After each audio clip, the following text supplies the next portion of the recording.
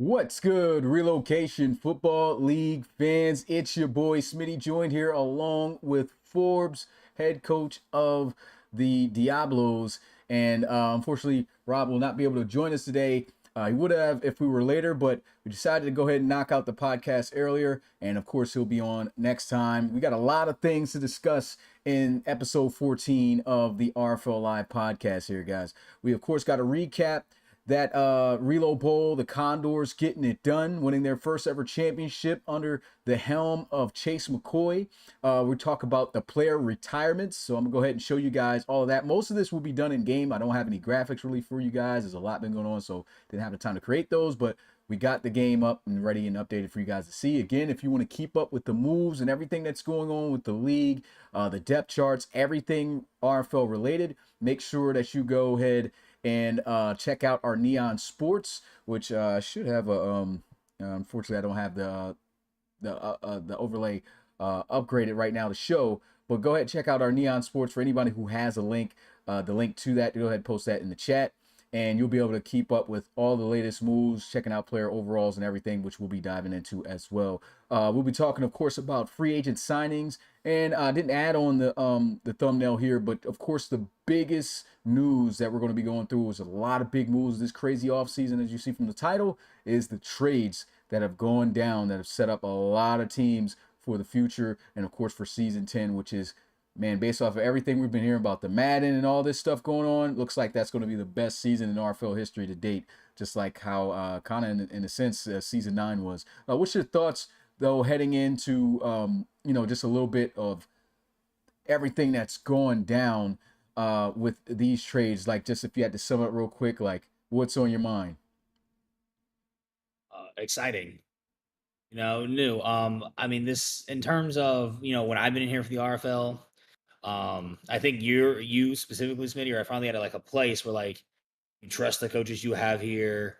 Things are moving along, and like you're letting us as coaches like be more flexible with our teams. Like you're not pushing back as much. I think as far as I know, you haven't declined a single trade so far. Yeah, I have. Which is crazy. Yeah, yeah, definitely. And that's a good thing. We used to have a lot of coaches, and I'm glad you bring that up though. Most, I say not most, all the coaches right now. I'm gonna still say most. Matter of fact, we just hired some new ones. We gotta check them out. But most of the coaches that are here that have stayed and been able to survive throughout the years, man, definitely trust, man. Definitely trust. And I honestly liked a lot of the moves that you guys have been able to make. But before we get into all this, I don't have a graphic or anything for it, but let's just talk about this Relo Bowl, man. I again couldn't make a graphic for it, but the Condors winning against the Celtic Tigers with a final score of 31-16. Chase McCoy, man, having I'd say a comparable ending to, we know he's not going to last too long as a starter with his age and his regression lately, but kind of comparable to kind of how like Drake Crowell went out. Like, this guy went through a gauntlet to get there. He caught a miracle in the first round, and he did not look back. Performed great, and they ended up besting a very talented CT team who had the number one offense in the league, man.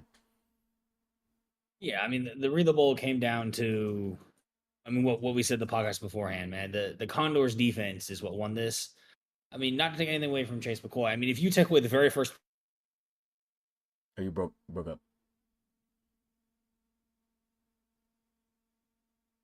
game, that's how you wanted to come back. They got a little freeze going on. What's going on?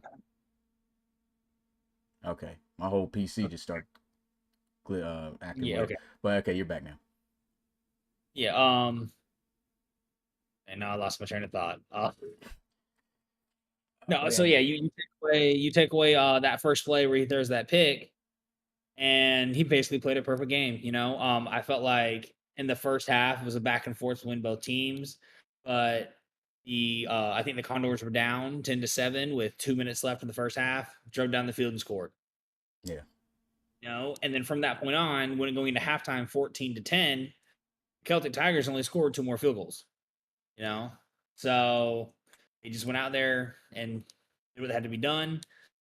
Um, and then with Justin Jones, you can't throw two interceptions in the second half of the Relo Bowl. Yeah. And that's what did in the Celtic Tigers. That's what made it from a competitive game to the Condors are starting to blow you out. Yeah, and when of course, you got that first pick, and that was the last one that Chase threw. Uh, then there was the big one that came from Ray Franklin.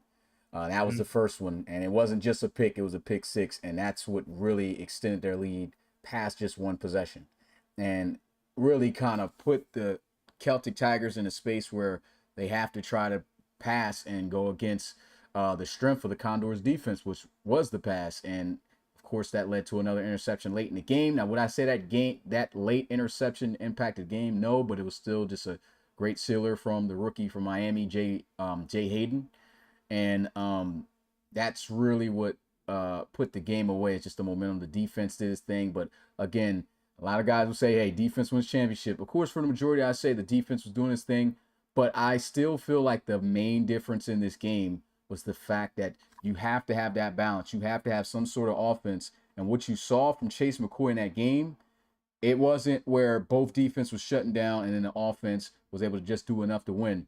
Chase McCoy was on. He kept the offense going. He kept giving the field position, winning the field position for his team. They could run the ball. Everything was just working for San Jose for the most part, and they were able to do enough there on offense to um, compile on top of the defense's performance, and that's what really led them to a pretty solid win over the Celtic Tigers. Again, final score 31 to 14. This does a lot for Chase McCoy. We already knew future Hall of Famer for sure.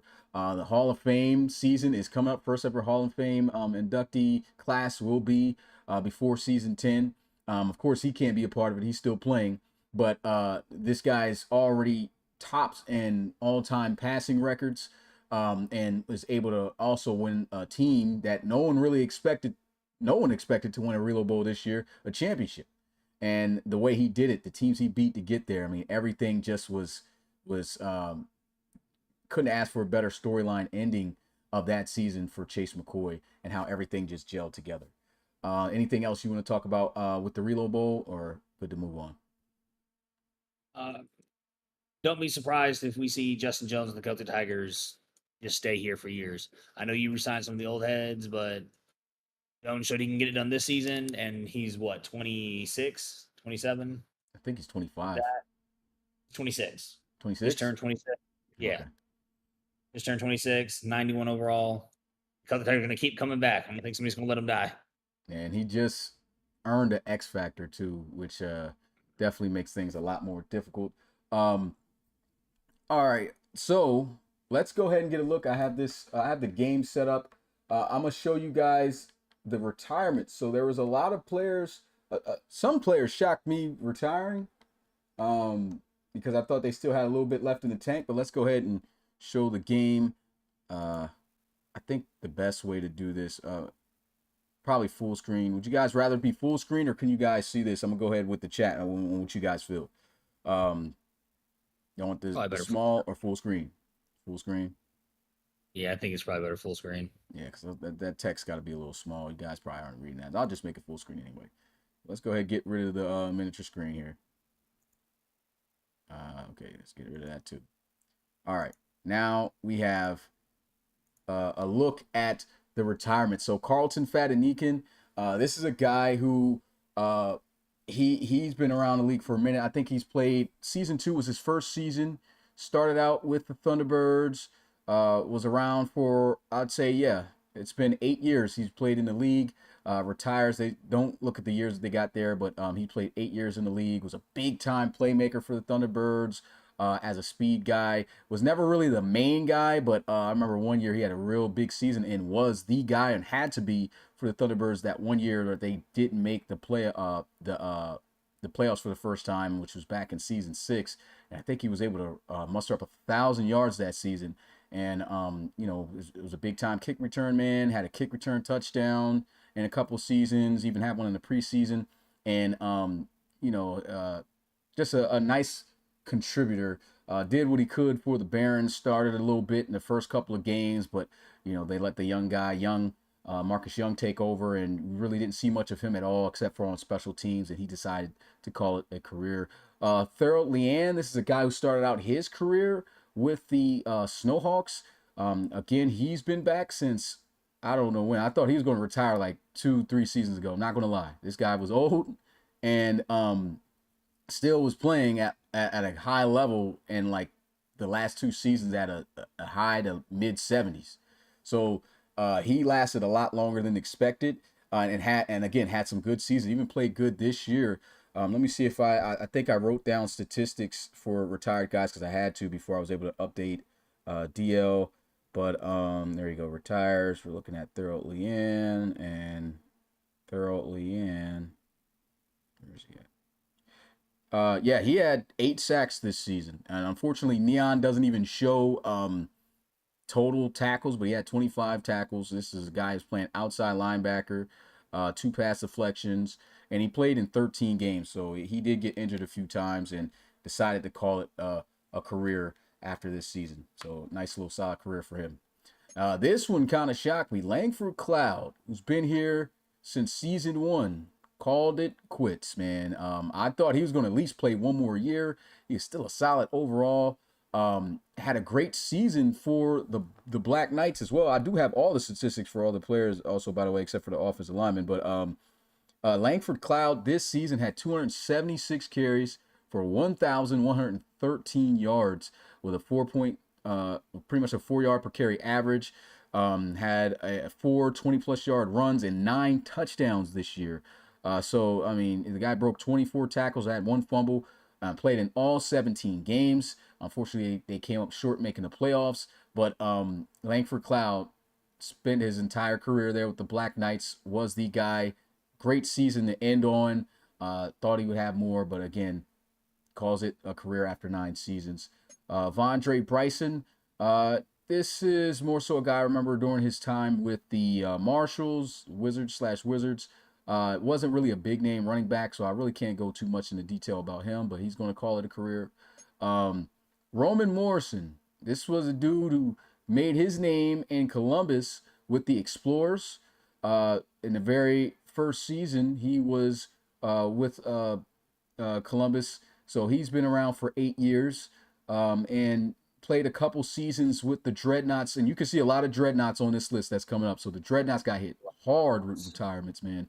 Roman Morrison was a dog everywhere he went and played. This season, Roman Morrison totaled up, and again, this is just solo tackles. I do not have total tackles since they don't show it anymore, but he had 56 solo tackles, a half a sack, 11 pass deflections, an interception, and played in 16 games. He was a very solid safety and a great career for him. Could be a potential, Hall of Famer once we add total up stats and things like that, but always has been one of the top safeties in the league, and he calls it a career after 8 seasons. Stanley McQuiston has been here since season 1 for the Dreadnoughts, and he ends his career with San Antonio. Big time defensive tackle. Always been in the mention for defensive lineman of the year. If I'm not mistaken, I can't remember off the top of my head, but I do believe he was probably like a runner-up or won a defensive lineman of the year in seasons past. But big time anchor up front at that defensive tackle position. He even played in. He started out playing defensive end for the most part. Frankie moved him over to D tackle, and regardless of the position, he still did his job. Stanley McQuiston had 16 sacks this season, man. So a fire season from him. He had 21 solo tackles as a D tackle, had a pass deflection, 2 forced fumbles, a fumble recovery, and a safety. So he did all of that, and unfortunately came up short with the playoffs after a hot start they had, and decided to call it a career after 9 seasons. So shout out to the career of Stanley McQuiston. And the last Dreadnought here, big name, Javonte Gilliam, finally calls his career. He was also here since the very first season of the RFL, started a Dreadnought, retired one as well.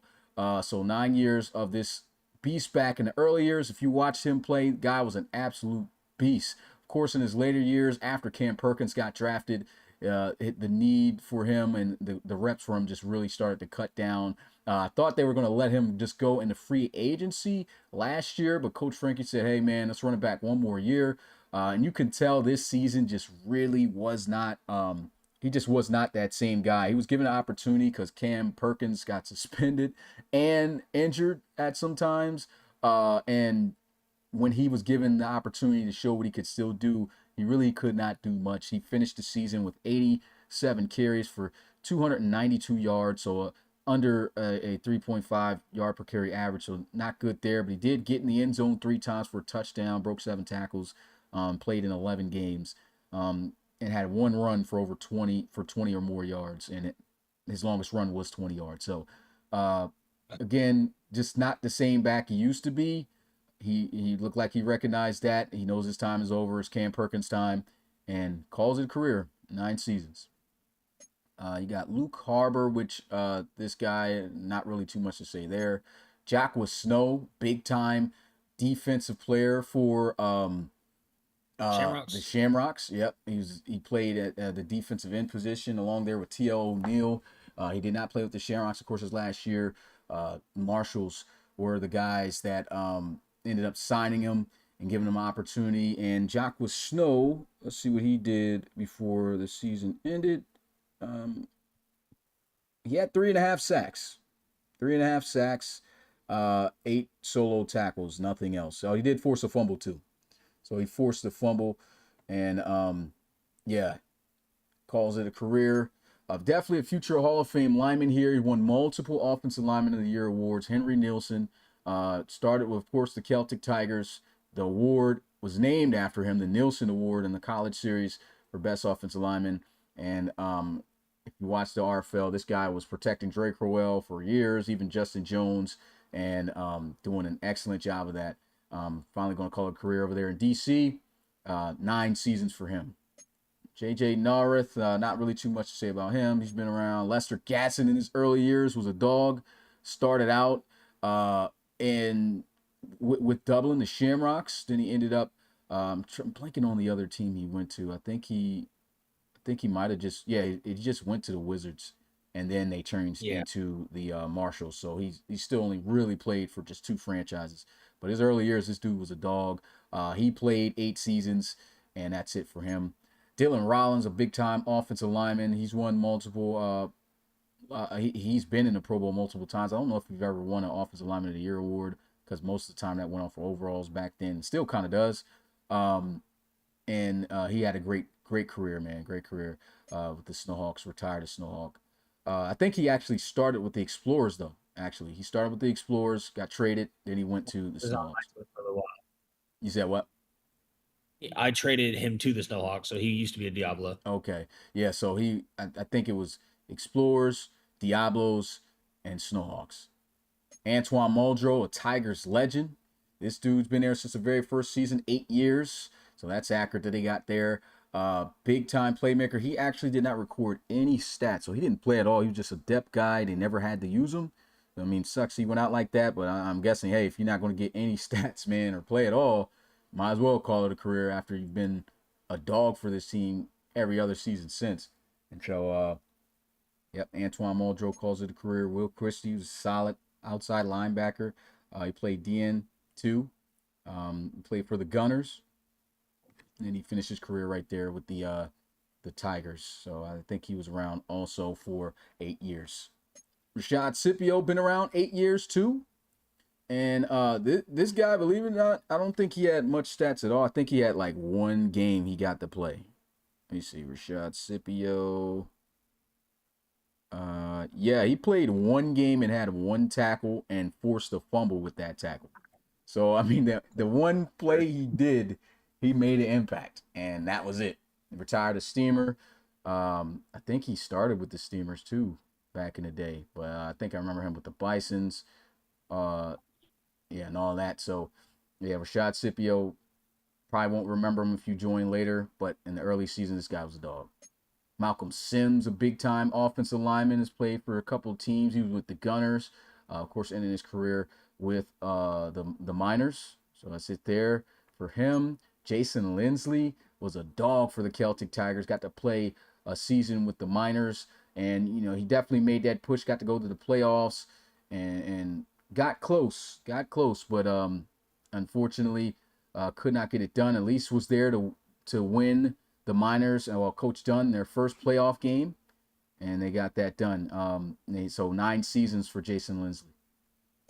Nick Slate retires. Nothing really too much to say there. It's a big retirement, man. But you could see all season that London Lions was just not the same guy, man. He was around since season one, though. He started his career with the Cougars, played there for a while, had some great years, played 3 seasons, I think it was, with, well, I think it's two, played 2 seasons with the Thunderbirds. His first season with the Thunderbirds was incredible, but the next year afterwards, he just could not, you can see his movement wasn't the same. He only had 600 yards, I believe. Let me see what he had here. He had 71 receptions, only dropped one pass this season, so a 98.53 completion percentage rate for 616 yards, got in the end zone 6 times to lead the Thunderbirds in receiving touchdowns. And yeah, he just knew he wasn't the same, man, and ended up calling it a career. Great career for him, ending it after 9 seasons. Michael McDaniels is crazy. We're seeing like submitted players starting to retire. He was in the first ever draft. He retired early. He was in, yeah, first ever draft. So in season 2, he was around, and yeah, ends it. So 8 years he got to play. Uh, Nothing really too much on Lucas Logan. Iron Hart is another dog. Played at quarterback. Played for the Aviators. I think he played for the Voyagers too. Big time. He's like Jacoby. You said what? Iron Heart came from my team too.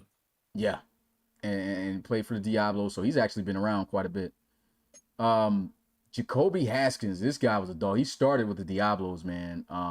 Remember that first season, season 2, when we expanded. He was in that Relo Bowl, making plays. Always a big time heavy hitter, playmaker.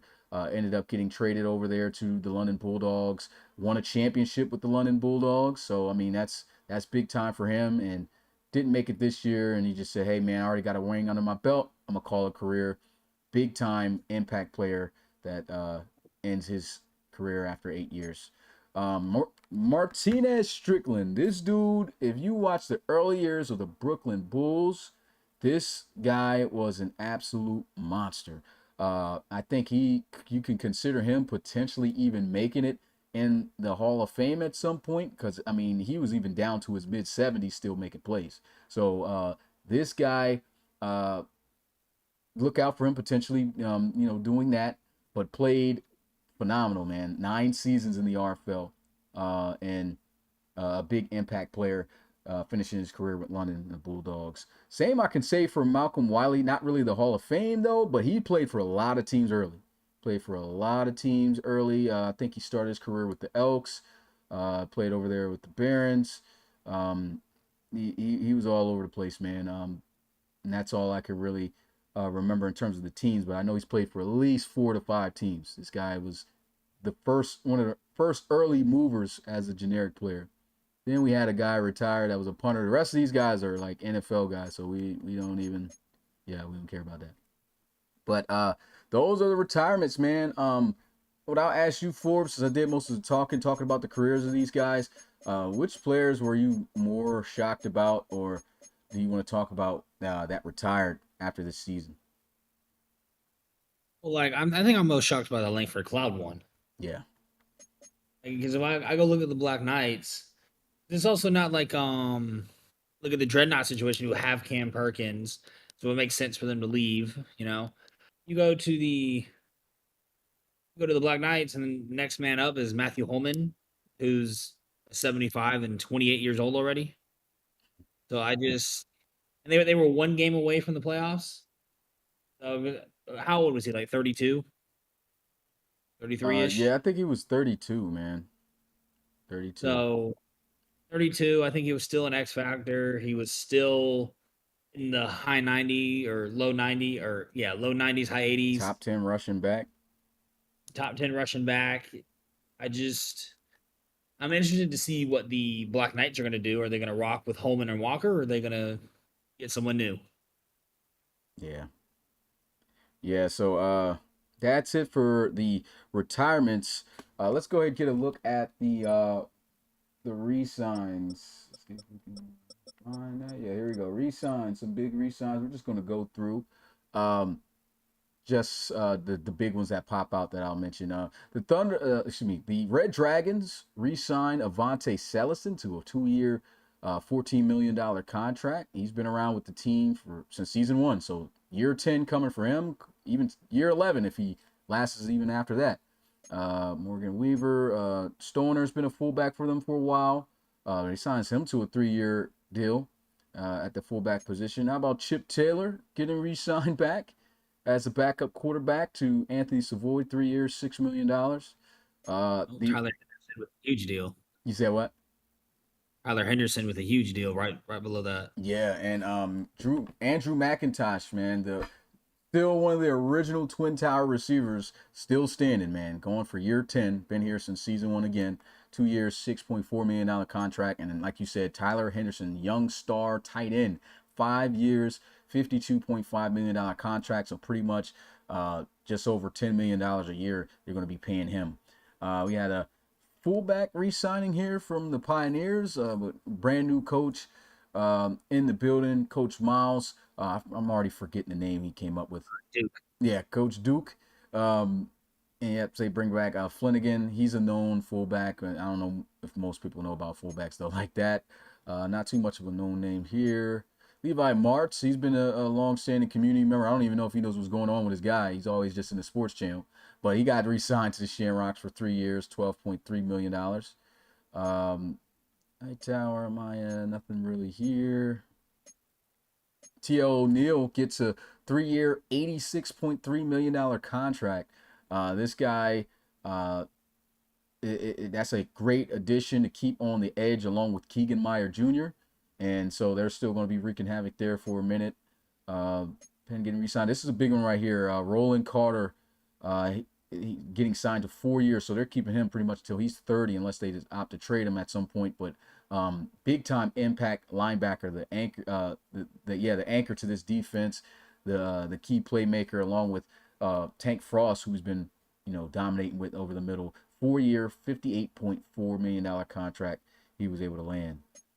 Hunter Gregg, he kind of earned his contract. I know most people don't really remember him, but he played for Notre Dame in the first ever RFL College Series, and with some injuries that went on with Frederick Irvin and things like that, he actually got to play and score some touchdowns, made some plays, and so he ended up earning himself a nice little 3-year, $8.7 million contract, getting the fan paid. Samuel Stubbs, user safety, former Baylor Bear, getting a 3-year, $20.4 million contract. He already, told me way before signing when it came up. He said, "Hey, I want to stay a Black Knight," and I was just like, "All right," made it happen. Of course, for Black Knights being a CPU team, and that's the deal he agreed with. So, 27-year-old will be playing 3 more seasons for London. Alumbi Easy is another big signing, 5 years, $88.5 million contract. He's been beasting off that edge for the Black Knights for a while now. Doesn't even have the highest overall, but he just always seems to total up the sacks year after year and make big time plays. So they're keeping him for the long haul. I think he's like 25, if I'm not mistaken. So that's why the contract is pretty long as is. Ayush Patel earned his contract too with a monster year he was able to have. He had some injury issues, but big time playmaker, 4-year, $35.2 million contract to be able to stay with the Black Knights. Antoine Buck getting still on the team for year 9 for the Elks. He's never left. 1 year, $3.6 million contract, mainly to keep him on for some solid depth. He didn't rest too much, though. Had some solid attributes. Let's see what else. Who else here? Stephon Harris. He was a former Oregon College Series wide receiver. Signed him back for 3 years, $7.2 million. JT Casey, Pro Bowl safety. Able to sign him back for a year, $8 million. That was big. Roosevelt Golson was pretty solid, but not going to go into detail there. Sean Jones, solid guy there. Not going to go into it. Zachary Dombrowski, a 1 year, $9.1 million contract back with the Gunners. 5th-year option being extended for Zamar Scruggs at $19 million. I don't even know, what do we do with this? Because this doesn't even show up. So I'm guessing our 5th-year option just something we just do next year, or is this going to show up in his contract? It shows him in the contract. Okay, If cool. you go look, like the 4th year will be whatever his rookie contract is. The 5th year will now be that 19 mil that it says at the end. Okay, got you. We got some signings here from the minors. Resign Drake, are not really too big there, but they extended the 5th-year option of Jedediah Richardson. Do guys get to extend 5th-year options of dudes that they didn't draft? Basically, just extended his contract by 1 year. You could still do that though if you're on a different team, though, right? Or 5th year options. Yeah, because the minors didn't draft him. That I don't. Yeah. Okay. Normally, like in real life, they would like specify whether they're You cut up. sending the 5th year option or not with it, but we don't do that. So Okay. yeah, but it happens all the time. All right. Cool. 5th-year option being extended for LaShawn Tate, offensive lineman there. Irvin Chisholm still staying alive for a year, 9.1 million with the Bisons. No big names really here. Sharif Underwood is a big signing for the Bisons. 4-year, $30 million contract. He's one of their few young cornerbacks left. Of course, we'll go into that situation now after the trade when we get into the trades.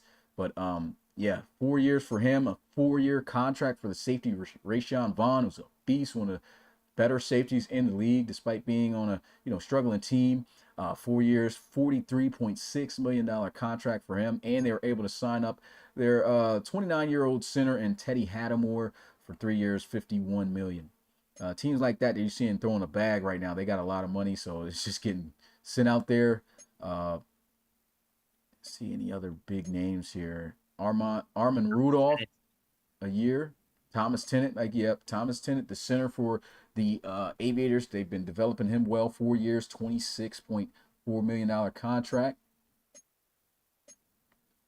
Anything else here? Nothing right now for the Explorers, but they have given Daryl Johnson that, of course, that 5th-year option with that $30.3 million contract. So definitely need to do that to, free up the funds a little bit, extend them a little bit. He's going to be asking for that bag. Crusaders signings now. Nothing really. Cole Bacon.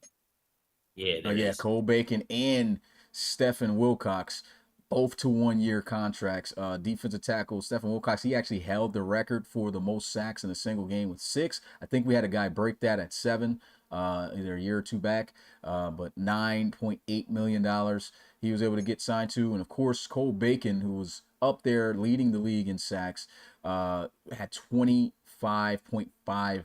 A year for $25.5 million. So big re-signing for him to keep him on for one more season. And another one too is Jarrett Whiteside, 1 year, $7.3 million contract. He was a big time cornerback in his day, still pretty solid, and so they decided to keep him on for some depth. You can expect him to be mainly the slot guy, so that helps him out in coverage. Looking at the Hogs, anybody big here? Elijah Swan getting signed back to 3 years because he was in practice squad, so I had to get him back. See what else.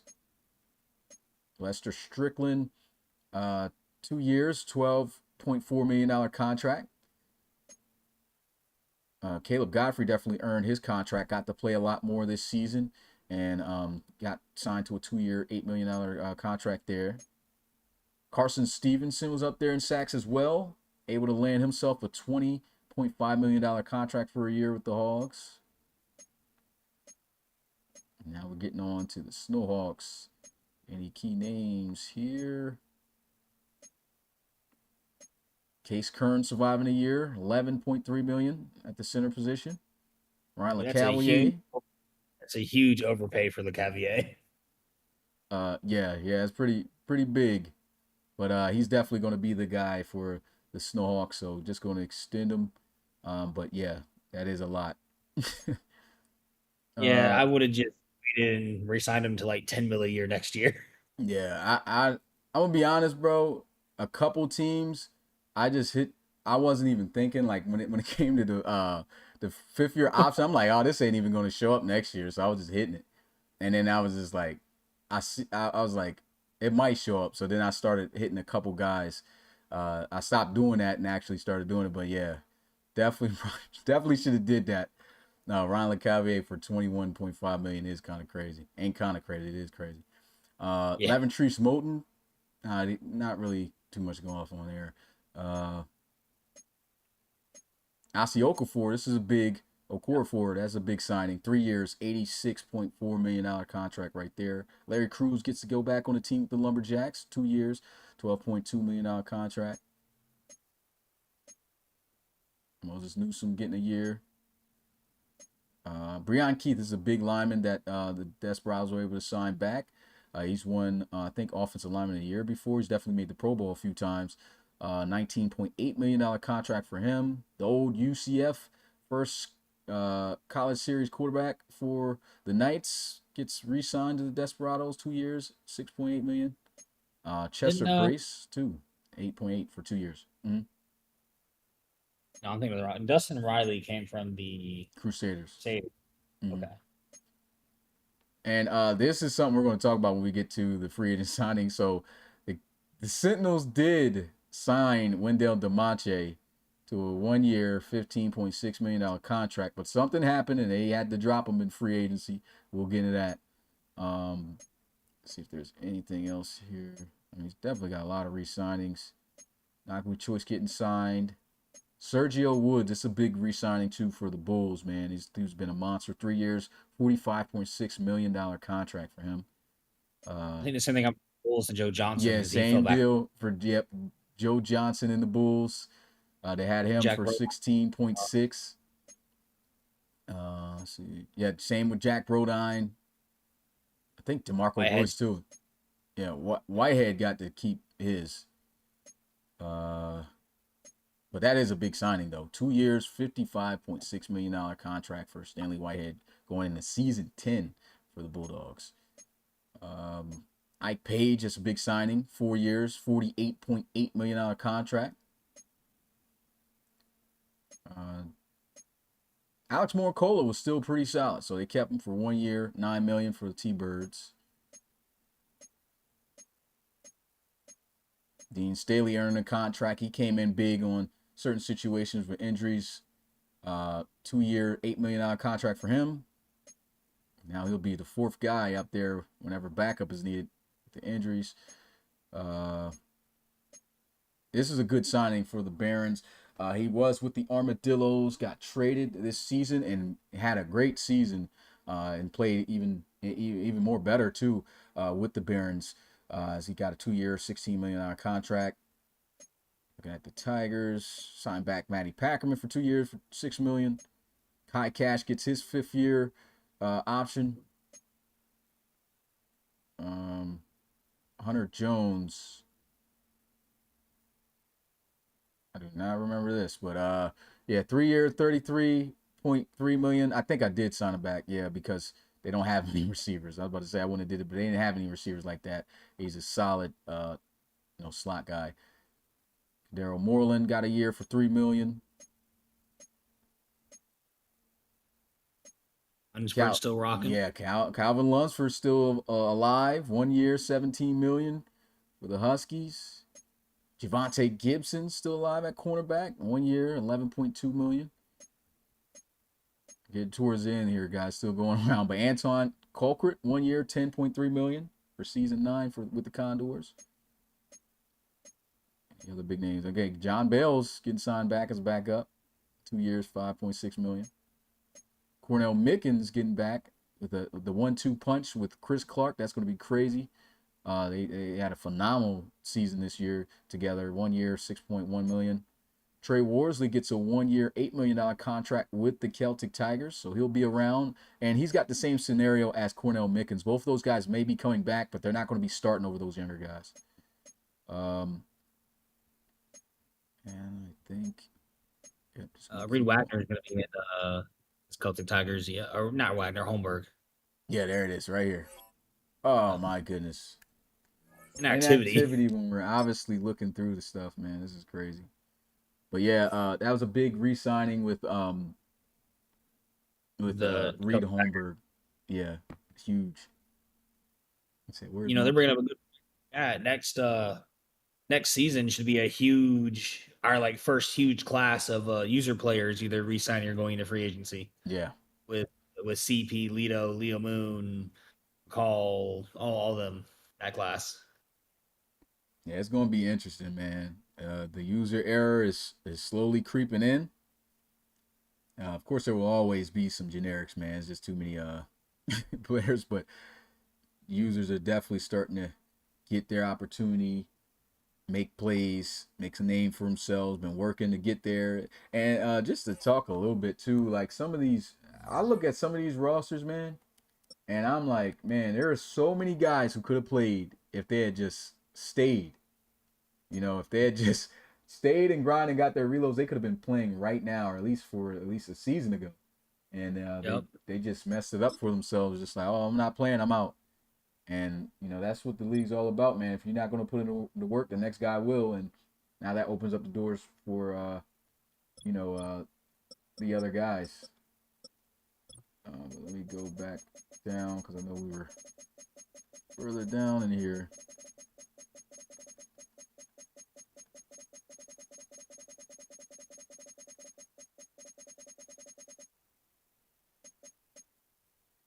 Yeah, I think we did all of this. We're past the Kill the Tigers, the last team we did. Okay, yeah, here we go. Oh yeah, that's another guy I forgot to mention. Wayne Babber. This guy's been beasting. He's been with the Celtic Tigers for 9 years, going on season 10, along with Reed Holmberg. He got a 1 year, $8.5 million contract, still at 80 overall. And of course, Reed Holmberg, 2 year contract for $41.4 million. He's still an X factor. And yeah, he's definitely up there in age. So he might play 11 years there. But CT, any big names you sign here? Not really. I think we might have hit a Perry Borum getting a contract, a year for $7.2 million. This is a big one. Roy Kincaid, 5 years, $115 million contract. And boy, he definitely earned that. Dude was a monster. And of course, we got some more news with the Elks concerning with him going back. Benjamin Kuhn coming back, 2 years, $19.6 million for the Dreadnoughts. Roland Kaiser getting a year extension from Coach Duke with $8.6 million. As well as Jeremy Collins for 9.7 for his 1 year. Xavier Eves, of course, getting his 5th-year contract extension. This, I think, was a big signing, man. Cody John, I know guys probably look at the overall and think, oh, this guy wasn't really doing that. But this guy was like a 72 overall at the start of the season. The plays he was making was crazy. And I think he jumped all the way up to like a 78 or 79, something like that. Dude Cody was... John. Yeah, Cody John was a monster, bro. 82. He said what? 82. That was crazy. Like this guy was mid 80s during the season. Like literally mid 80s during the season. And he was getting picks, making plays. Like, man, I think Cody John was in the first college series too. And he played for Notre Dame, if I'm not mistaken. So crazy to see guys finally getting that opportunity and balling. And that's it, man, in terms of the big notable signings. So now we're going to go ahead and move on to we talked about the re-signings, and let's talk about who got signed during this offseason. I'm gonna play a bell for Coach Roland Woods because this guy was out here signing NFL players. Apparently, he convinced Isaiah Pacheco to a 4 year, $36.8 million deal with the Dillos. What has he got going on? Here's another bell. Roland, what are you doing? And look, he said it was his son. He said it was his son. He's giving me Shannon Sharp vibes. You want to know why? Because how does your son go through every one of those things with the contract and confirm all of those? There's no way your son did that. You had to have this on auto. So I'm going to give you another bell. Because there's no way. That's like Shannon Sharp with the live video talking about, what was the girl name? Forgot. Oh, I don't remember. Don't matter. It's still a situation I'm sure he'd like to forget. But yeah, that was crazy, man. He definitely had this thing on auto or something. There's no way. He signed. Not only did he sign him, he signed Javonte Williams too. How about that, man? 2 running backs, real life running backs. Get another bell, Roland. What you got going on, man? Okay, let's try to look at the big signings out of free agency. Nothing there. I think we should go to the bottom, right? do you want to go by Oh by yeah, team, or do by you want to go teams. Let's go by teams. So I think let's go by team. Let's see who Roland got to actually keep. a bunch Cause of nobodies? yeah, because these guys who we signed in this, all of them are getting released because obviously that thing had to be an auto. So Don Dang is going back into free agency along with Cole Stovall, uh, Trayvon Payne, Harmon Richardson, and of course these NFL guys. But the penalty is that everyone you sign that week is getting dropped in and available for everyone next season in the free agency that way. So yeah, gotta take your L right there, Roland. Um, okay, nothing really here too much. Let's talk about these quarterback signings though, man. He signed two, didn't he? Tyler Yeah, he Miller and signed. Yeah, he's bro. Just to put out there, guys, he had Kyle Bain, Lane Kearney, a couple guys that were out there he could have signed, and Coach Woods signed Carson Kershaw. Now he did also sign Tyler Miller, who I'm gonna be honest, is it he was garbage in college series. He was not good. Played for Oklahoma. He was pretty bad, dog. And he thought he was thinking along the lines like, "Hey, I could Patreon this guy and turn him into a dog." And I'm like, "That sounds good, but you can't Patreon user players." So I mean, I guess I understand the logic behind why he tried to get him, but even that would have been a lot to have to do. Um, but what was your thoughts on him just not even signing Kyle Bain or anything? I mean, I guess he was just hoping for the Tyler Miller Patreon experience until you told him he couldn't do it. Yeah, yeah, that was tough, man. That was I was like, man, what's going on? I shocked me. He did get a good signing in Simon Mulholland. I think if you talk about Patreon, if he wants to go this route, that would be a good safety to Patreon. But again, you know how I feel about safeties. Um, I'd rather go somewhere else to develop, let them develop on their own, let them play on their own if they got the attributes, which he does. But yeah, that's his big signings. He got another safety in Connor Baker, another young guy, 2 years, 8 million. And other than that, really nothing else to go into with his signings. Okay, let's go to the Aviators. Yeah, just signed one guy, former Explorers. That was Andrew Johnson. So 2 year, $12 million contract. He's 28, I believe, or 29 years old, I think he is. So that's all the And Aviators did. What is I that? guess that means for the haters, it's Corey Pauly season. Oh, Polly's going to get deleted because he's got a player in the college series, and we worked out a thing at the time where his player has to Oh, go. So he's going to be going off the roster. so Um, Luke Peters season. yeah, definitely RFL draft season. That's what it is. RFL draft season. So one of you lucky quarterbacks in the draft are going to be starting for sure for the Um, Aviators, depending on who and falls there. they're picked 22 right now. Yep. I think they So got they're two you're looking at picks.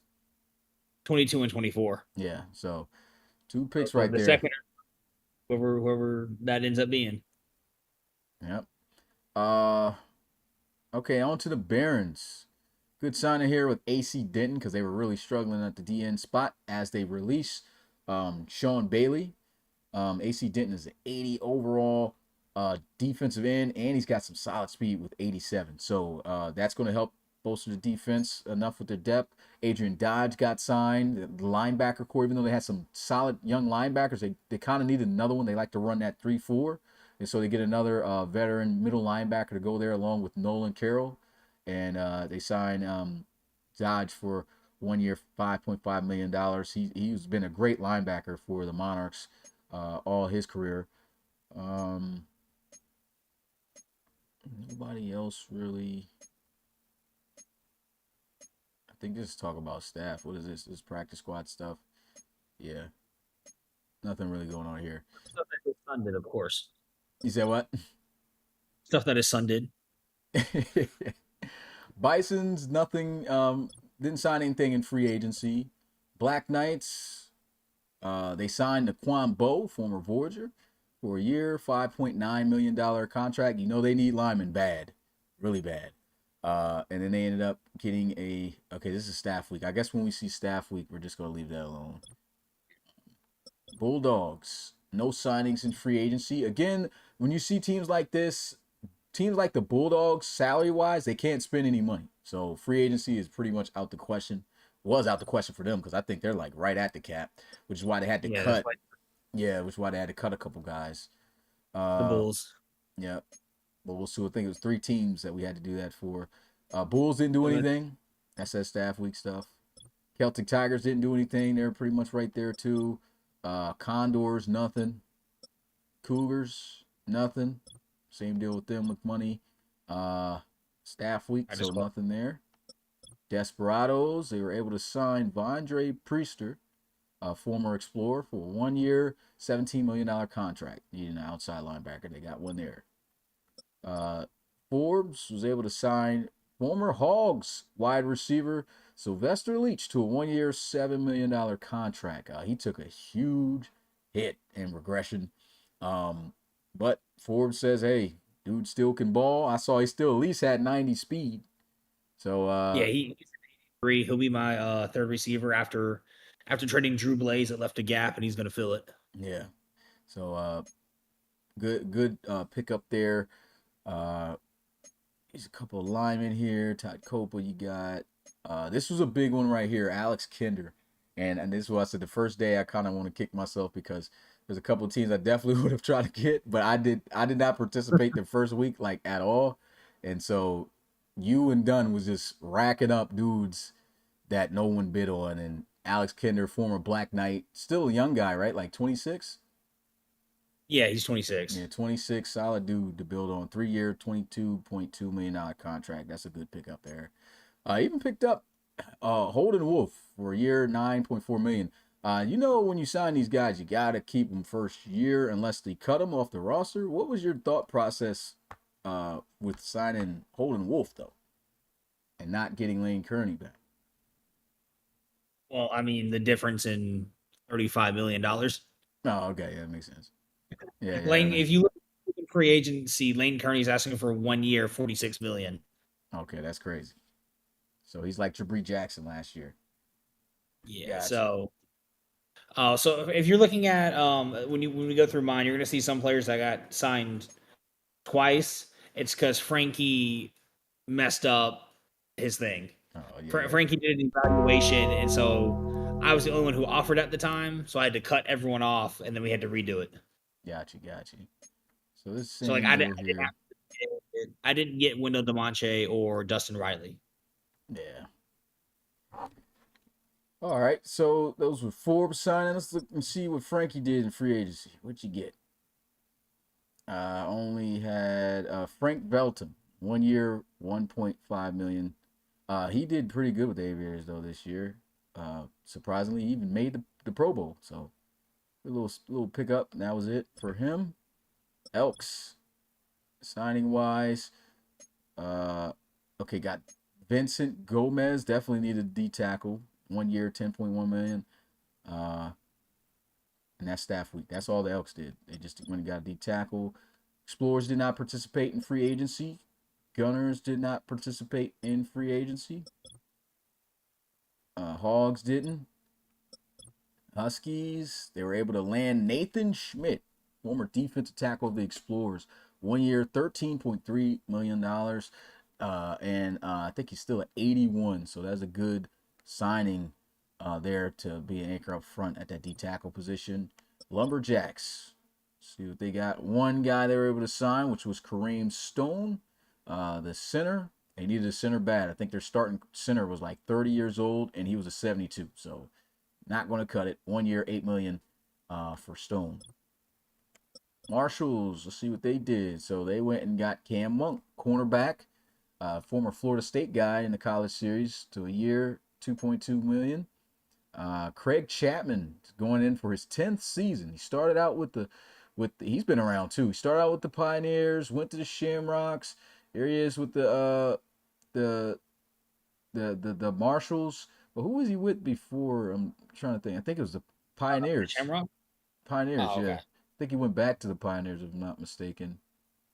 I can't really remember. I think he might not have been the Pioneers again, but yeah. Yeah, Tyler Agramonte he signed back 1 year, 11.2 million. Marvin Bird's getting signed a year, 5.9 million. Dustin That's Riley, where this is a Dustin. huge signing right here. Uh, So the uh, Crusaders I did not. I wanted to put him on. no touch list. I messed up, but it's just like at that time I was just like I could have franchise tagged him and I advanced before I put him on a no touch list. So I was just like, you know what, bro, let me just throw him out there, throw something out. So I let him go out there, and he got 2 years, 33 million with Coach Hodge. This is staff week stuff, so yeah, good there. See what the Miners. The Miners were pretty active. They got Jack Brodine uh, for 1 year, 13.6 million. They got is this a punter? Yeah, punter. Sean Hayden, former Cougar here, 1 year, 25.5 million. I think he's at 85 overall too. And the former Bison's cornerback in Kirk Childers for 1 year, 6.2 million. Again, man, if I had just participated in that first round, I would definitely went after these two guys. But like I said, Dunn and Forbes just went and racked up in that first stage really, and that was it, man. They signed those pretty solid guys out of that stage too, man, before I could even think about putting some on them. Because by the time I got to the crib and it was almost time for advancement, I was like, man, it's already 5:40. I didn't even got the time to get on these teams a bit, so just had to give it to them, man. Um, Nothing for the Monarchs in terms of participation. Uh, Okay, this was a big thing we can talk about here. There's a couple re-signings. Also, I got to check on this Matt O'Neill guy here, Coach Callahan. But He came. he came from your team? Yeah, Matt O'Neill came from my team. Okay, so he's legit. 4 year, $10.8 million contract right there. But big contract signing is Kyle Bain, who we thought was probably going to go to the Armadillos, but he did not go, and he gets signed for 17 million 1 season with the Pioneers with a team that nearly made the playoffs under the helm of Javier Santana. Santana, he had an okay season. His touchdown interception ratio wasn't all that, but of course he's the younger guy. Felt like he was going to be the franchise dude there, but we've been talking about it since he was in college, man. The height, he's 5'9". Kyle Bain, much taller than that. What is your thoughts on them signing Kyle Bain, and I what do you think the future holds? I mean, I think exactly what you said. I think the Pioneers are still going into the season with Javi as their guy. But Mm, Madden's been making a big deal about height's going to affect quarterback. Height's going to affect quarterback, and Javi's 5'9". So I think they just went and got a guy to where like if they go on to Madden and Javi can't throw the ball more than 10 yards without hitting a lineman, then they have to play Bane because Javier literally can't play in Madden 26. yeah, and that's going to I be big to watch. Yeah, I think it's mostly an insurance thing than than like Javi needs to watch out for his job thing. Gotcha. And they're taking the old geezers approach here, like Rob back in the day. They got Charles Raymond, shoot, first ever best linebacker of the year award winner. Of course, he's our linebacker of the year award name for college series. Got signed 1 year, 8.9 million. So that's a big one. They got Dwayne Costin, another big time lineman from back in the day. They got him an outside linebacker right now though, but 1 year, $2.8 million contract for him. Stephen Baltus is former Elk, 2 years, 7.2 million. And that's some pretty good signings, in my opinion, there for Coach Callahan. Um, of course, you don't expect these guys to last too long, except for, of course, Matt O'Neill with the 4 year deal. It's going to be interesting to see how that quarterback battle pans out. Red Dragon, see what Coach Davis did. He got signed two guys. So we got Von Freeman. Probably got to check this guy, but I feel like he's been in the league before. I think he used to play I for the recognize that Condors. name. Yeah, three Yeah, years, 3.9 million. Alex Stone coming back for year 10. Signed him even to 2 years, 6.6 million. I did not expect that. I almost kind of expected Stone to retire. I think he's like a 74 overall, but looks like he's going to retire Red Dragon, man. 10 seasons in. Sentinels. Now, this is where we can talk about. They have nothing here. They originally signed oh, you can't see it here, but Wendell Demache, and Wendell Demache put them over the cap. And they I don't know what went on. I'm gonna just give them the bell in terms of financial. I don't know, financial literacy. Yeah, Doesn't what we call it? you press the right? Does it show restructures? Yeah, I think so. Yeah, contract restructured. This killed them. Like, I think they just restructured everybody and gave them the option to restructure. yeah, that was pretty. That was a pretty bad deal here. Um, yeah, you cannot restructure all these guys, man, and that's a lot of money.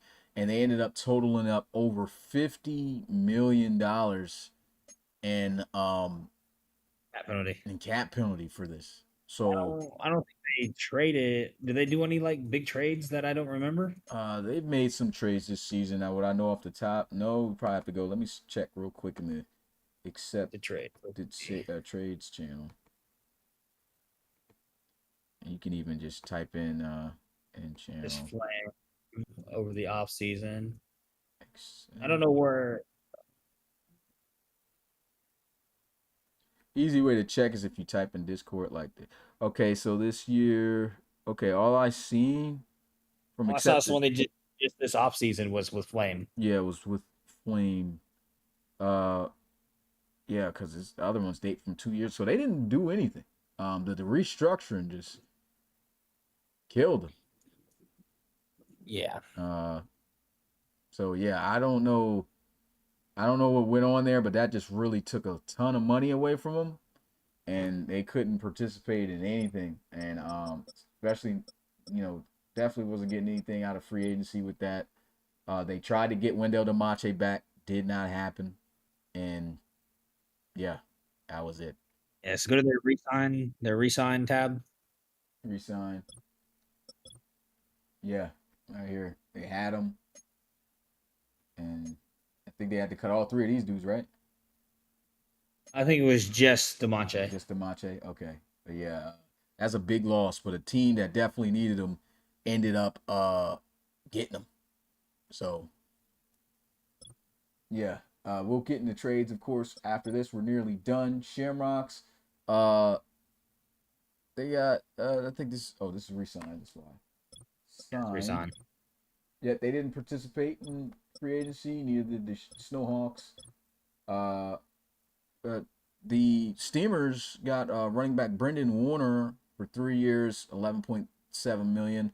I don't know if anybody remembers this guy, but back in the college series one, he played for the LSU Tigers with Geno Gannon. He was a pretty big name coming out of the college, but ended up going to the Condors and really couldn't do much for the team. Never got to touch the field like that. I think he only had like probably less than two handfuls of carries. So see if he'll get any shine there in Memphis. Thunderbirds, no participation in free agency. And this is where Wendell Demache ended up with the Tigers, man. The Tigers just landing one guy, and it's a big guy, as they were able to get Wendell Demache 1 year, $20 million contract. So he ended up costing $5 more than what the Sentinels were trying to get him for, but they needed a defensive end and they got one, and this guy is still a beast. So as a huge signing for the Tigers. And as for the Voyagers, they also did not participate in free agency.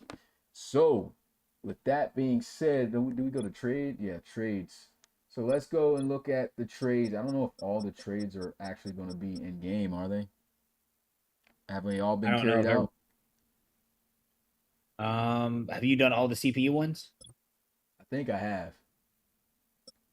Let's go ahead and check. Yeah, Dillo's made no trades.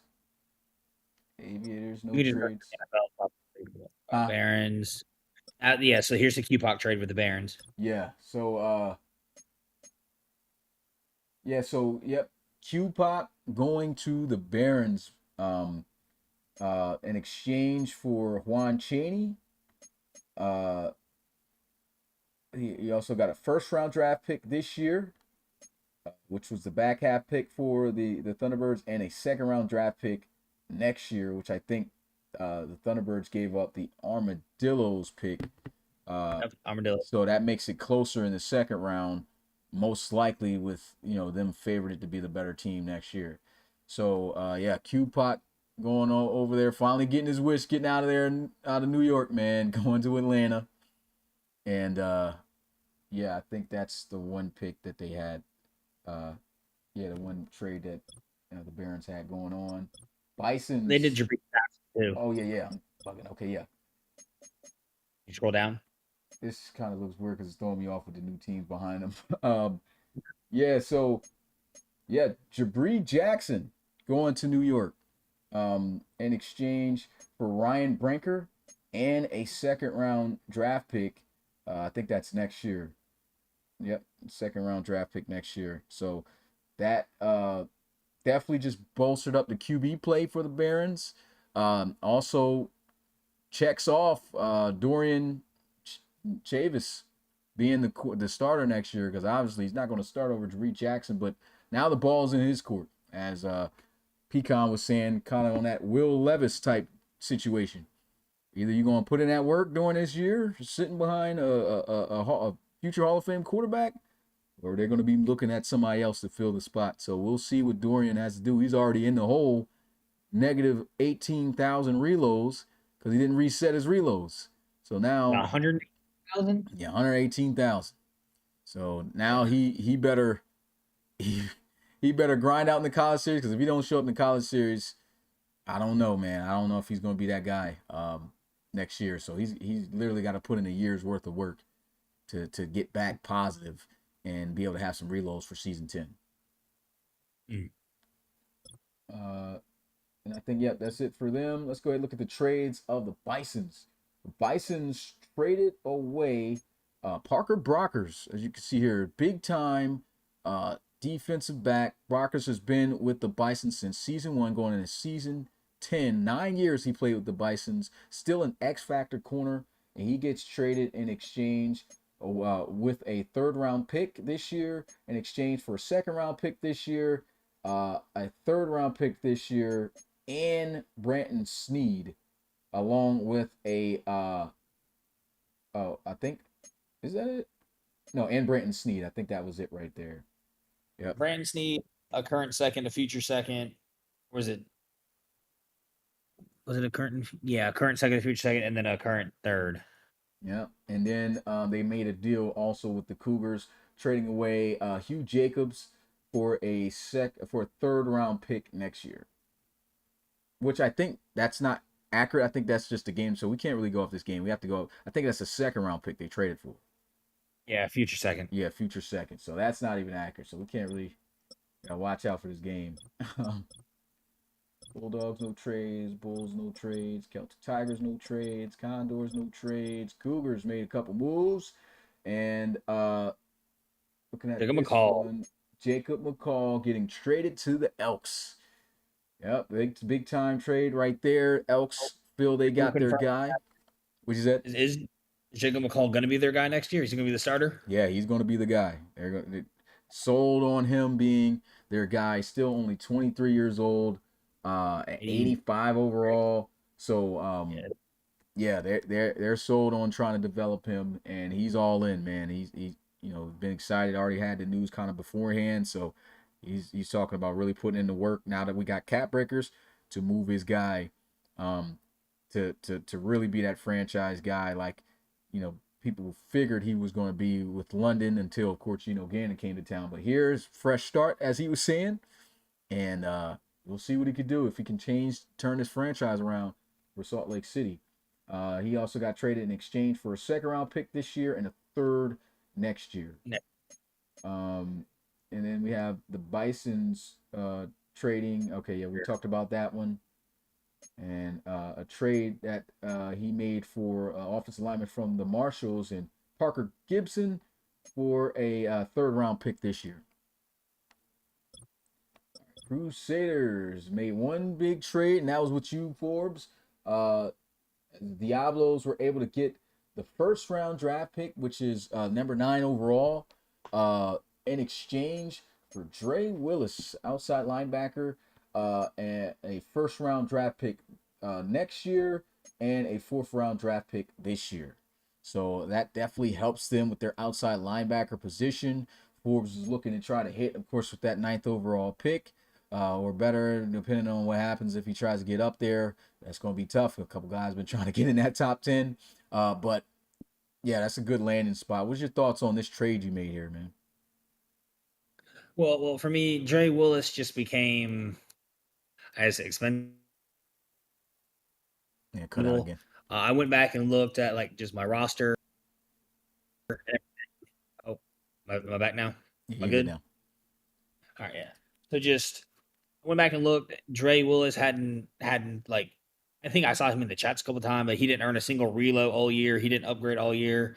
Now he has negative 118,000 reloads. Mhm. He just became a player that like he wasn't upgrading himself, and with the new rule, I can't upgrade him anymore. And so I made this trade to get into the top 10, help my team for the future. Because, I still have players like Marvin Woolfolk, Dre Dawkins, Arlo Brown, older players, Mhm. but like players that'll get me through another 2 or 3 years while I find someone else to develop, which you'll see in another trade I have where I already got his replacement. Got you. And I just noticed when we've been going through this, and I still haven't really gotten to talk. What's your thoughts on that Elks trade too? With McCall going there. I know I just talked a little bit about him, but how do you feel he will fare? What do you think about his situation, the receivers he's now got over there, and everything? What you think? Well, I think my favorite part about him going to the Elks is that there are no expectations. You're going to a division with the Snowhawks and the current Relo Bowl champions. No one's expecting McCall to go out there and go 17-0. When he was on a team like the Cougars have certain expectations as a franchise. Go out there, win, make the playoffs, and so forth. So he gets to come here with a fresh start. This was one of the only two teams he could have went to and started between the Elks and the Aviators. I think every other team either has their guy or has their guy they're developing. So who might not be the same overall as McCall, but like the Javier, the Ronnie Shanahan's, teams already have their guys. So he gets to come here. He gets to play with Mason Dunn, who's 23, Roy Kincaid, who's 25. They need to build up that O line, but I think this is probably the best spot for him to end up in.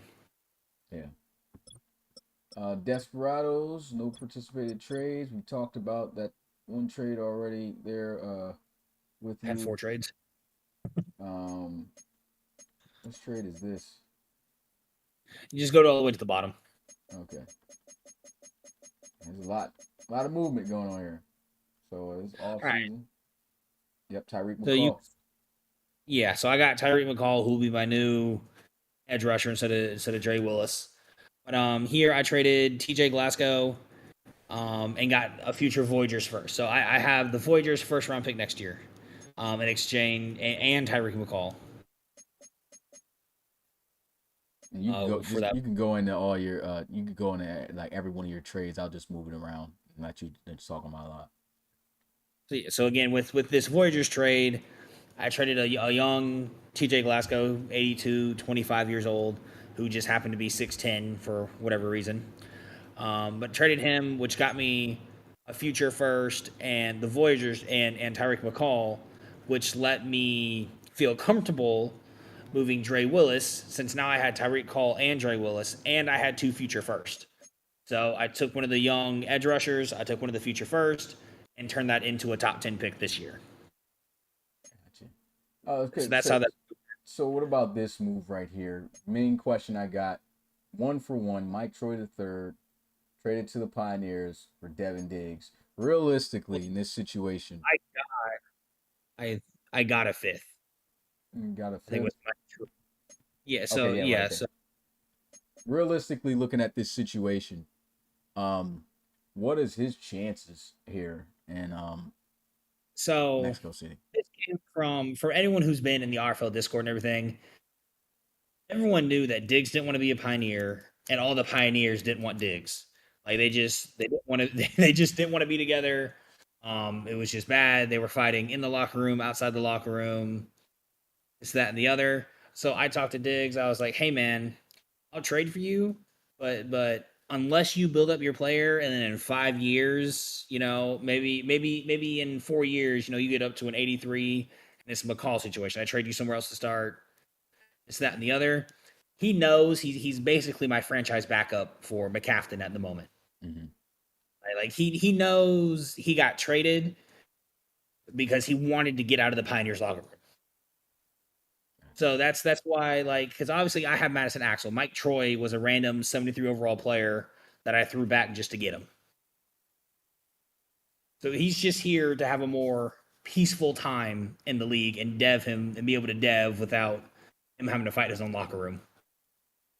Okay, gotcha. Makes sense. And we already went over that trade with Trey Willis.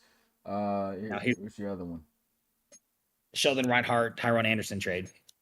Oh man, yep. Sheldon Reinhardt and Drew Blaze going to the Louisville Lumberjacks in exchange for Tyrone Anderson, a first-round draft pick this year, third-round draft pick this year, and a fourth-round draft pick the next.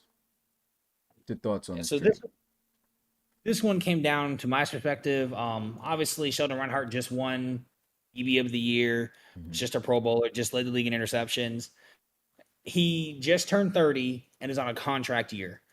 Well, I have to pay 90 overall Clayton Zeno and 88 overall Glenn Sharp and 87 overall Kevin Burke. Like I have like 8 or 9 contracts coming up the next 2 years that make it to where I can't retain and keep the 30-year-old corner. So I sold him while value was high. And that's how I was able to get another first round pick and how I got Tyrone Anderson as a band-aid until I can dev another guy up. But he just became, I guess, a cap casualty. I don't have the money to keep him, and that's what happens when you have the highest overall team in the league. Just you can't keep everybody eventually.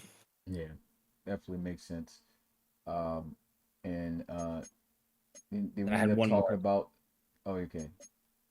Ended up talking about Oh, Drew we didn't. Blaze too. His substitute. So Drew Blaze in our conversation just became like the deal breaker. Like we wasn't sure if the trade was going to go through. I was like, hey, just throw me back a third. I'll throw you Drew Blaze, and we're good. And you were like, okay, deal. Gotcha.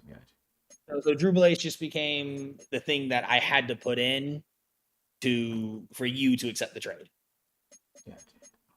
All right, and this last deal here with the Marshalls, Mitchell Donahue, you got Malcolm Thompson and Cole Picks. So Mitchell Donahue is a 22-year-old, 72 overall lineman, so good backup. Malcolm Thompson is a 74, 23-year-old corner, so like my fifth corner. But I traded from pick 20 to jump to pick 14 and from pick 36 to jump to pick 38. So those two players, same thing with like Drew Blaze, is what I had to give to Hodge to move up those spots and give me 3 first round picks. Gotcha. Okay, that's all Forbes trades right there. Nothing for the Dreadnoughts. Elks, we went through that trade already. Explorers made no trades. We talked about the Jabri Jackson trade, Ryan Brinker, uh, and that second round draft pick exchange. Nothing for the Hogs, nothing for the Huskies. Lumberjacks, we went through that trade there. Anderson, I think that's it for them. Yep, that was it for them. Marshalls had quite a few trades, and this was just a lot of picks just getting exchanged here. Cito Torres going to the Pioneers. That was pretty big. I know the logic behind that. Coach Hodge was talking about. He was looking to ship him off, and when he still had value, kind of just like how you said with Sheldon Reinhardt, ended up getting him off for first round draft pick this year, a second round draft pick as well, and a second round next year, with a fourth round next year, and then the Pioneers in exchange he gave up this year's third. I mean they got this year's third, a fifth, a first round draft pick, so they swapped picks there. And of course they landed Cito Torres. So all of that was packaged in that move. Um, And I see also we talked about that Parker Gibson trade, but this was a big trade right here. User wide receiver DeAndre Mhm. Campbell from the Sentinels. He already played his term out. After the second year, he was able to be tradable. We knew things wasn't sounding too good with him over there. He wanted out, and Coach Hodge found a way to get him as he was able to exchange Devin Flores, a 27-year-old wide receiver, and give up a second round pick this year and a third round pick the following year. So, man, what's your thoughts on that with the whole Campbell situation? Um, it sounds like Flame just wanted out. He wasn't down with whatever was going on there. As he said in the chat earlier, glad I got out of there. This, that, and the other. And the Marshals just made the best bid, or he just told the Sentinels, I want to go to the Marshals, whatever happened. But Flame just kind of forced their hand, I guess. He said, I didn't want to be here. And so they got rid of him. Yeah, I just didn't expect him to go to Hodge. I'm not gonna lie. I knew about Flame kind of late in his situation, and started looking a little bit late. And by the time the trades got out and I seen that offer in there, I was just like, oh man, I couldn't even throw nothing in there with CPU team. But I kind of also thought at the back of my head too. I don't think that Flame would have wanted to go to a CPU team. Probably would have wanted a coach. Who knows? Um, but yeah. I didn't. Well, Flame, I didn't really say how it went down. I just kind of said you didn't want to be there, so you asked out, Mm. is what it seemed like. And then, of course, that other trade that they had, of course, was with you. So nothing to go over there. Miners didn't do any trades. Monarchs, Pioneers, we already talked about. The one for one with Diggs. With the fifth pick. Uh, the, the Cito They Torres traded up. trade. They traded up with the Marshals, right? Yeah, Yeah, that to that go. was pretty much what we went over when we went to the Marshalls. So that nothing there. Red Dragons. Red Dragons did have a trade. It just hasn't been announced yet. Um, So they gave up picks. So it was a pick swap where the Marshalls received the Red Dragons' first round draft pick and sixth round draft pick this year in exchange for the Marshalls' second round draft pick, third third round draft pick this year from the Pioneers and the Steamers. So the Pioneers was a second round draft pick that they gave to him, and the Steamers was a third round draft pick they gave to him. And then the Marshall second round draft pick in the future is what they got. So a bunch of picks traded there. A couple guys were just like, "Yo, what is going on here?" Looking at Davis sideways for this pick. What for that trade? What's your thoughts on that? The moving with Hodge. Yeah, all those picks. Do you think who do you feel if you had to pick who won that trade with all those picks being exchanged and Hodge getting a first round draft pick? What do you think? Well, I mean, I'd say I win because I got that first round draft pick from Hodge. Uh, But I mean, he ended up. I mean, he got. I guess they gave up a sixth, but exchange because remember you got to remember he has picked 28, yeah, so he moved back. Let's see, he moved back roughly 20 spots and then got a third and second out of it. So uh, I don't know why he did it. I probably would have asked for more. did get a second round draft pick next year too from the Marshalls. Yeah, so well that's what I'm saying. So he moved back from 28 to wherever the Pioneers are in the second and then got a future second. Um I mean I think Marshall's definitely won that trade, but I don't think it's as egregious as what they're making it out to be. Yeah. All right, Sentinels. The only trade they got in here, yep, was that Devin Campbell trade. Shamrocks did not participate. Neither did the Snowhawks. Nothing from the Steamers. T-Birds, we already talked about them with QPOC. And again, I didn't dive into that though. With that, what's your thoughts on QPOC going to the Thunderbirds? And do you really? Here goes this inactivity crap again. But do you think the impact will be huge for them next year to get them back into playoff contention? Um all I know is that he came into my division, just for whatever reason. He thought it'd be cool and whatnot. So I'm feeling some kind of way, I'm gonna have to break his ribs again. It's like I did this season. But no, I mean I think it's a good trade I think it's a better trade for the Thunderbirds than it is the Barons. I know the Barons gave up a lot, But Cubach's a real active guy. He's going to keep building up his player with the cap breakers. He goes to every game. They're getting a stud because it's him and Sharkley, right? So they're going to have Sharkley and KT. a crazy wide receiver trio and duo for the next decade if they want.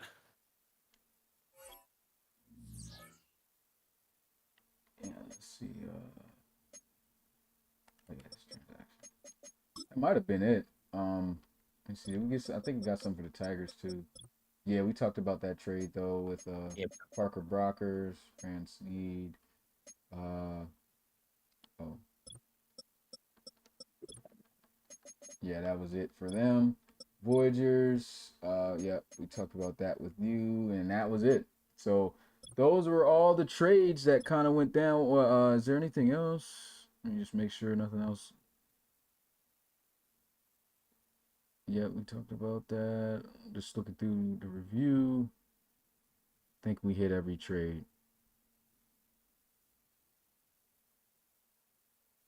Uh,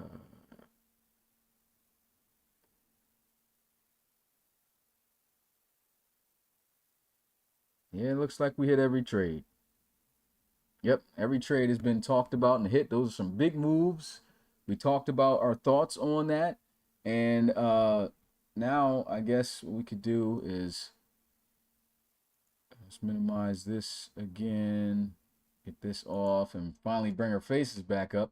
But we just wanted to make sure it was full screen so you guys could be able to see all of that. And I think we might have hit everything we needed to get into. Oh yeah, college series news. So before we leave it open for you guys to go ahead and ask us some questions, just to talk a little bit about the college series. For one, early access to the college football game comes out Monday at noon. So just to let you guys know the process, I don't get off of school until like 4:30 when I'm back home.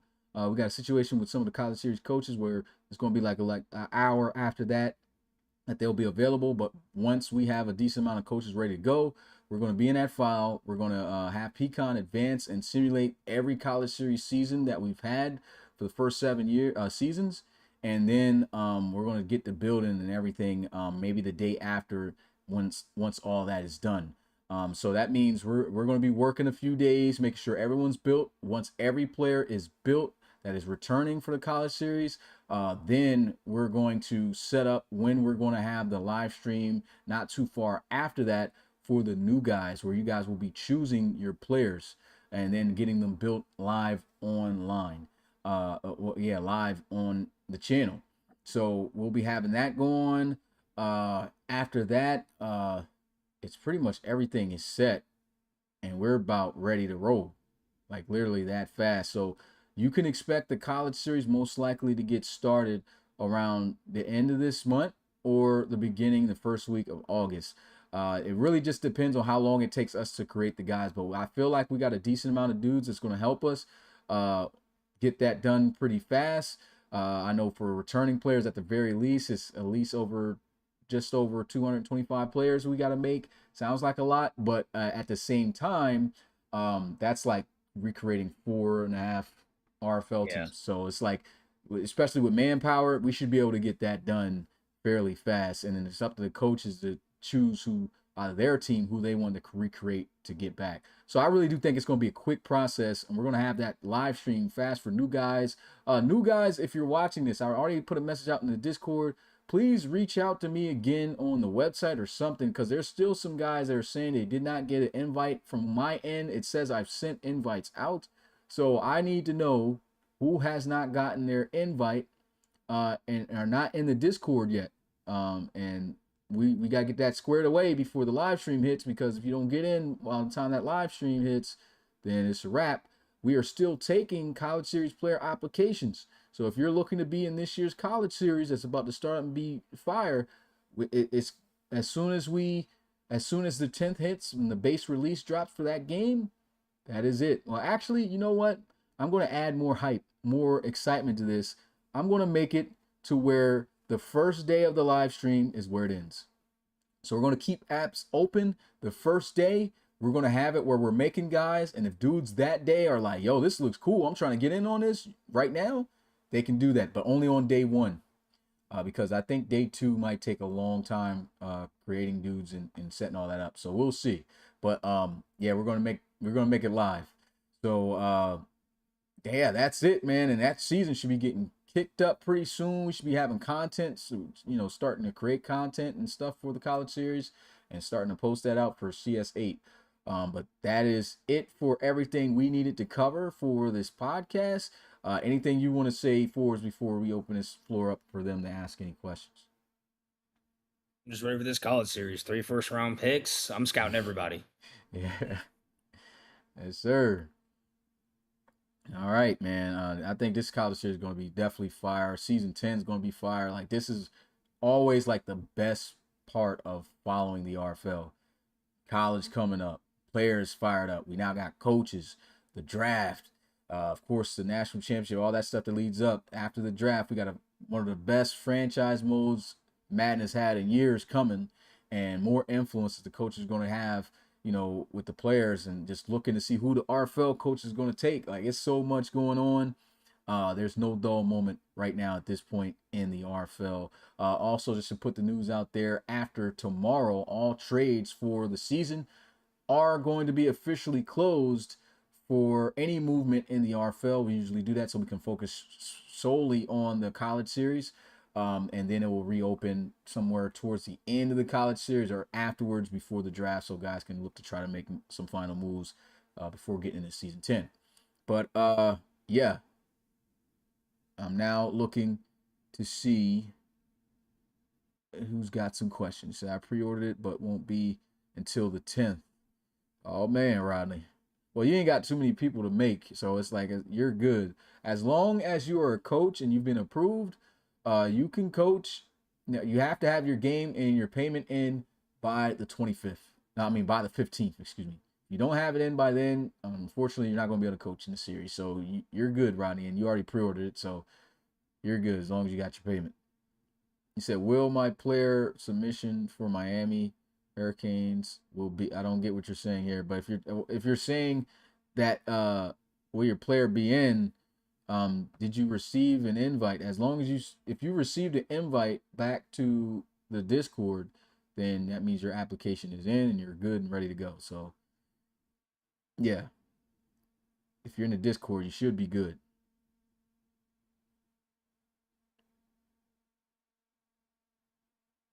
Any So I'm other guessing questions? for me, since I'm not a coach, I'm just gonna be building players that don't have coaches for their teams. Yeah, so you're just gonna be helping out with that, and I'll put out a list on who those players are, and we'll just attack that. I get an invite to the College Football 25 file then, Mm-hmm. so I can get in there. Yeah, yeah, I will be inviting that to you guys this weekend. You said my brother still needs an invite. Okay, yeah. I don't think I resent that invite to your brother after you told me the adjustment. So I'll try to get that to him. Um, but yeah, and for anybody else out there too, if you know a guy who submitted and still has not been in, tell him to reach back out to you as fast as possible and just send me the email they sent to apply with, so I can respond back and give them and give them an invite.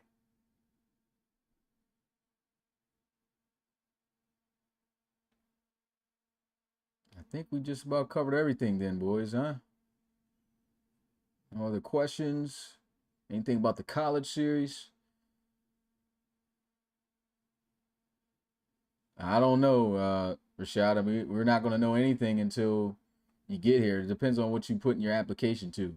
So until your player is getting built, that's how you're going to know what your player is going to look like on the game. Because we're building, when we go live and we're making your player live right there. So you'll see it at that time. Yeah, you have to make sure you attend and get your player built.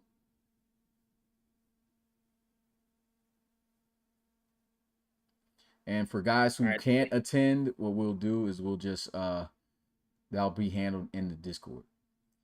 Uh, got 4 more minutes, if anything. If we don't have any more questions, we'll end this soon. Way too early season 11 prediction. Who's winning the Relo Bowl? Man, this thing is so crazy, bro. I can't even tell you at all. No idea. Um, Madden 26 is so different. yeah. I can't even tell you, bro. It's too many teams that are good now. You know, too many teams, and that's on both Who's going to sides. be the worst team next year? Who's gonna be the worst team? Who's going to be the worst? Can't even predict that. You know? Give me your top five, bottom five. Come on, man.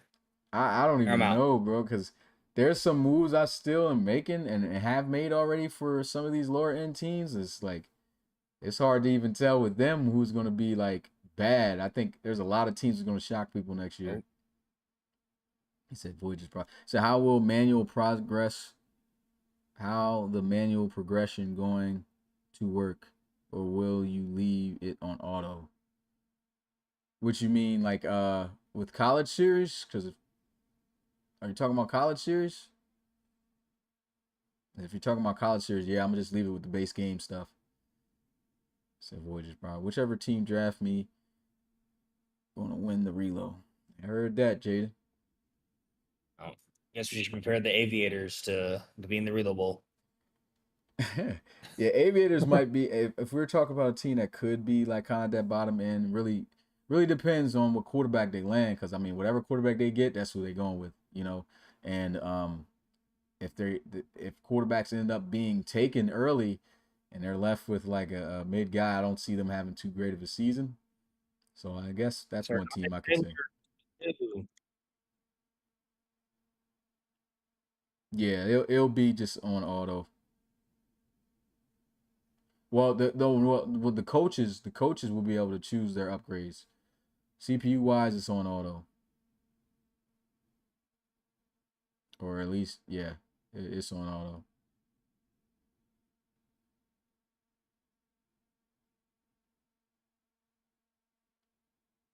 Okay, we got 2 more minutes left. Anybody got any more questions? And well, one now. We'll roll out of here at 8:10.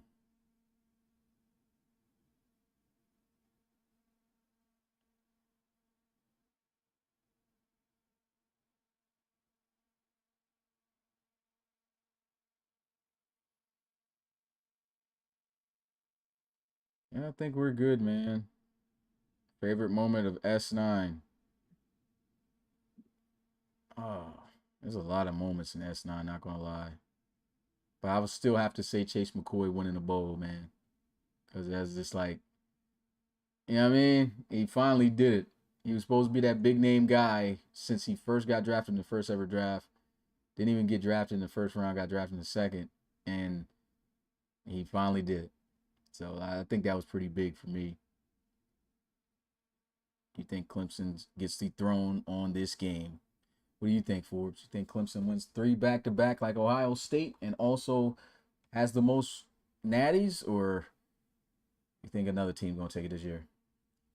I think they got a good chance, but I think someone else takes it. I don't Uh, know who, but I mean, sometimes I don't think people realize how hard it is to win one, let alone back to back to back. yeah. Especially now that you're on an official college game, like they did in an official college game last year. They won 2 Mm. back to back, but one was on the mod, one is now. If they get that three-peat, and with 2 of those being on that would be crazy, man. It's going to be a tough gauntlet they'll have to go through though. But They yeah, get that's it. going number one. So if they get a three-peat, Bo Sanders is going number one. Yeah, we'll see, man. But yeah, that is it, guys. It's 8:10. I've enjoyed doing this podcast, of course, for you guys, keeping you guys up to date on all the latest news, the moving, free agents, the trades, everything. You just got everything that's happened so far. College series is here, guys. It's here. It's coming. Expect a podcast next week to fill you guys in on the rest of the information needed leading up to that.